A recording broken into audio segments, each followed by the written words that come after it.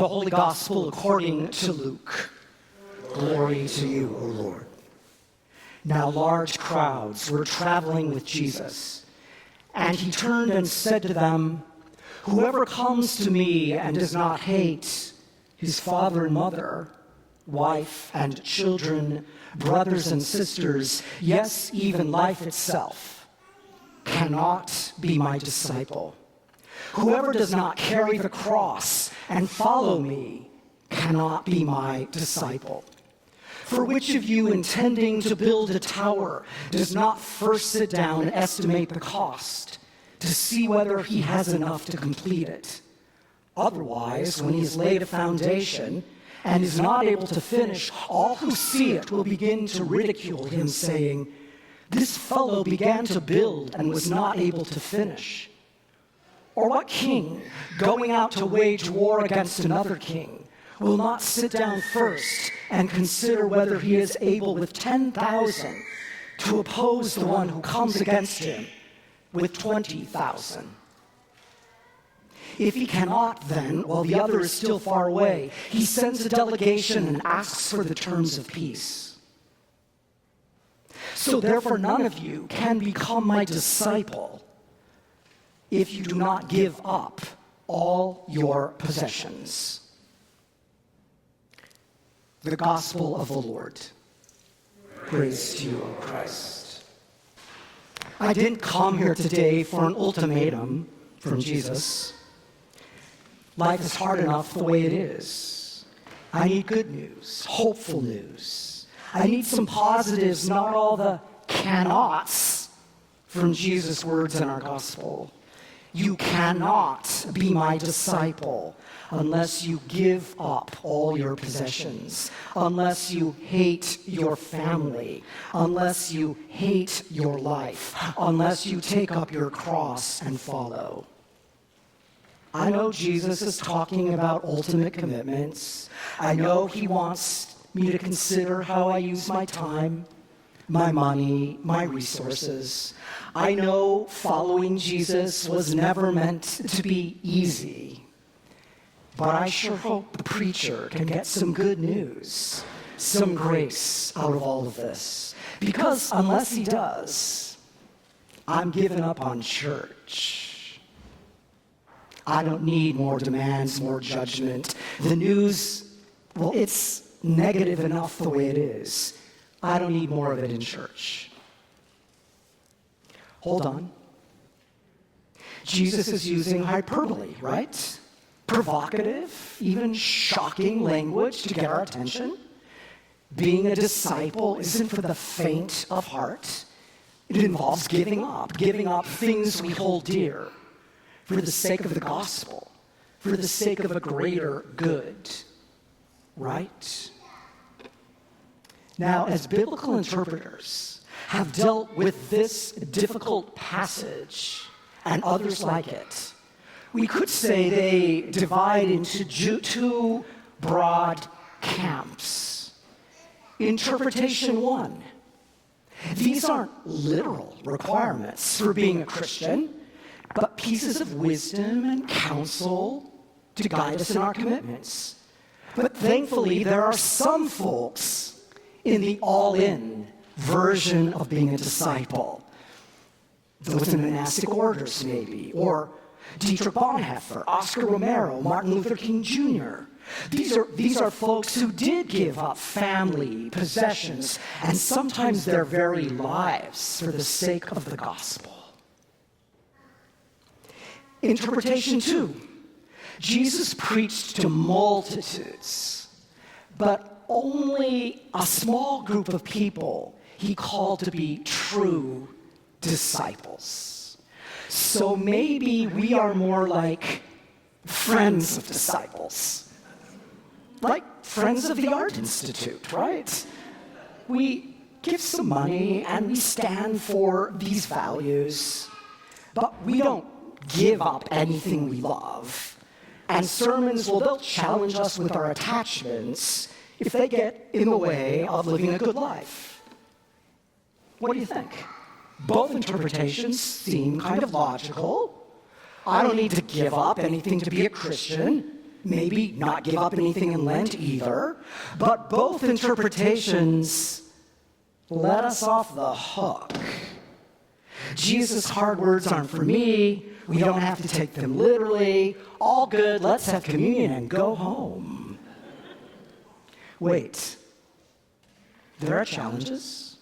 There are invitations in our text today. In our first reading, life and death are set before us. There is a choice.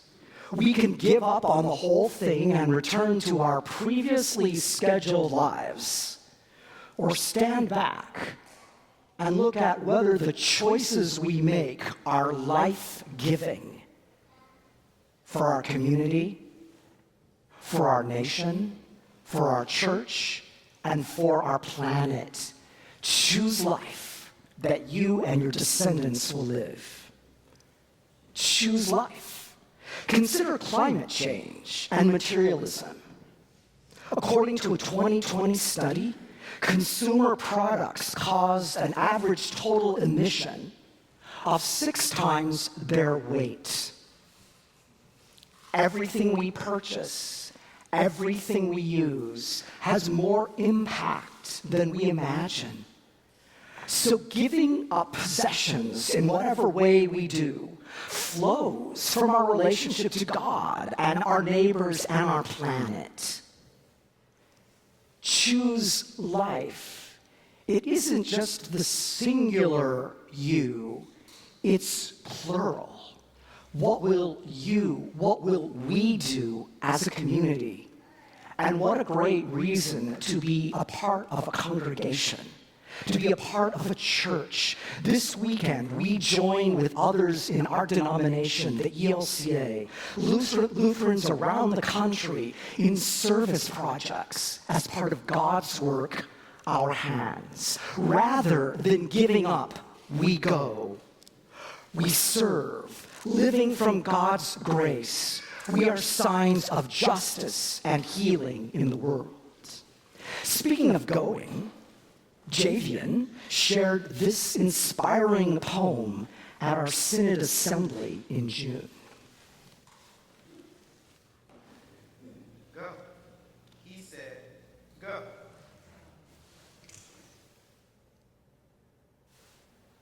Not wait. There it is. Not watch. Not whisper to your own echo in a Sunday seat.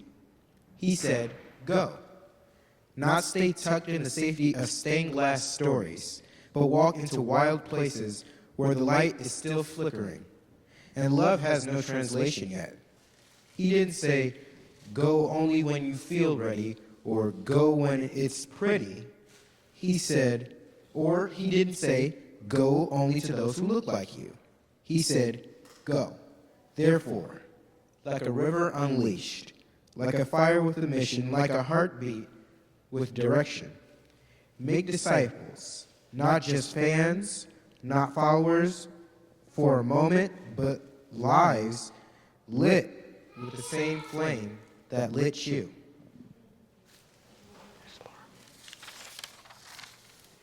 Hands reaching out for the grace that held you. Of all nations, because the cross was never meant to be claimed by one flag, one skin, or one tongue. It's a table with a room for every soul and chairs that stretch beyond borders. Baptize them in the name that split the sea, the Son who broke the grave, and the Spirit still speaking in quiet flames. Go, and let your feet carry the gospel. Like seeds in the wind, let your life be the sermon. Before your lips even speak, he said, go. The only question left is, will you? The question left is, will you? It does come down to choices and commitment. Some of you know the writer Anne Lamott. She can be provocative and sometimes a bit edgy. She raised her son going to church every Sunday. But at age 14, her son said, I don't want to go to church anymore. Warning, her response includes a swear word that I probably shouldn't say right here. So listen for the beep and imagine what it is. So her son said that church didn't mean anything to him anymore. Her response was, I couldn't give a beep whether it means anything to you. It's like visiting your grandmother. You don't visit her because it means something. She's your grandmother. You don't pray because it means something. It's what adults do. If you believe in God, that's what you do. And another vignette from Daniel Berrigan, a Jesuit and an activist. He was once asked, where does your faith reside? In your head or in your heart? Berrigan responded, your faith is rarely where your head is, and rarely was your heart is. Faith is where your butt is. But he used a different word for but, a stronger one. He goes on, inside what commitments are you sitting? Where is it leading you? Where are you going? And what attachments are getting in the way? What attitudes, what habits or ways of life are keeping you stuck? I know, friends, there are days we want to give up. The news these days doesn't help. The invitation is to show up, to be part of community. Our faith is stronger together, our witness stronger together, our discipleship stronger together. The invitation is to go, to get off your butt and serve, resist, protest, love, make a difference in the world. And don't give up. There is good news. Yes, there are challenges. Yes, there are choices. Yes, there are commitments to be made. And in this place, in this community, and at this table, there is grace. Grace that flows from the risen Christ. Grace that enables us to make a new beginning. Grace to let go. Grace to get going. Grace that leads to commitment. Grace that turns despair to hope. Grace that connects us to what truly matters. Let's get off our butts and do God's work and be God's hands in our broken world. Amen.